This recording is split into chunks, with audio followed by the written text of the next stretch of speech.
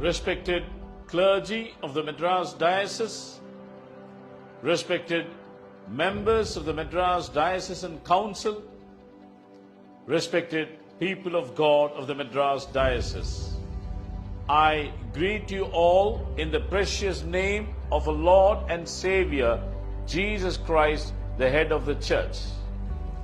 At the outset, I thank each and every one of you for casting your oath to me and to our panel in the bishopric panel election that was concluded on the 14th of May 2024. The church belongs to God, and I firmly believed and affirmed that God will not let down His church. The Spirit of God was hovering at the time of elections, and God, being a God of justice, had given us the clear mandate in the bishopric panel elections. As we read in Psalm 118:23, this is the Lord's doing. It is marvelous in our eyes. And as we read in Zechariah chapter 4 verse 6, not by might, not by power, but my Spirit. Dear friends, once again, from bottom of our hearts, we thank you for giving us a clear mandate. Me and my wife, Reverend Indira Paul, convey our sincere thanks to each and every one of you. Kindly continue to pray for me and the clergy who stood with me in the panel. May God bless you all.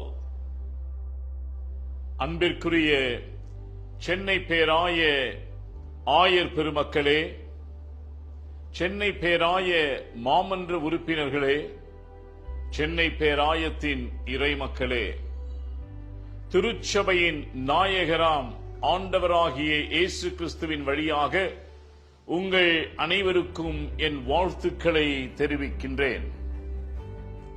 மே மாதம் 14ஆம் தேதி நடைபெற்ற பேராயர் பட்டியல் தெரிவுக்கான தேர்தலிலே நீங்கள் அடியேனுக்கும் எங்களுடைய குழுவிற்கும் தெளிவான வாக்குகளை அளித்து வெற்றி பெற செய்தமைக்காக உங்கள் அனைவருக்கும் நன்றிகளை தெரிவிக்கின்றேன்.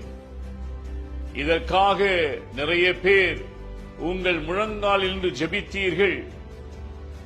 ஆவியானவர் தாமே அந்த நாளிலே அசைவாடி அனைவருடைய உள்ளங்களிலும் கிரியை செய்து தெளிவான ஒரு வெற்றியை எங்களுக்கு கொடுத்தார். சங்கீதம் 118:23 அது கர்த்தரால் ஆயிற்று, அது எங்கள் கண்களுக்கு ஆச்சரியமாய் இருக்கிறது என்கின்ற வாக்கியத்திற்கு ஏற்பவும், சகரியா 4ஆம் அத்தியாயம் 6வது வாக்கியத்திலே பலத்தினாலும் அல்ல பராக்கிரமத்தினாலும் அல்ல அனைத்தும் என் ஆவியினால் கூடும் என்ற வாக்கியத்திற்கு ஏற்பவும் கடவுளுடைய ஆவியானவர் இப்படி மகா பெரிய வெற்றியை கொடுத்தார். திருச்சபை கடவுளுக்குரியது. கடவுள் ஒருபொழுதும் திருச்சபையை கைவிட மாட்டார் என்ற அபரிவிதமான நம்பிக்கை எனக்கு இருந்தது.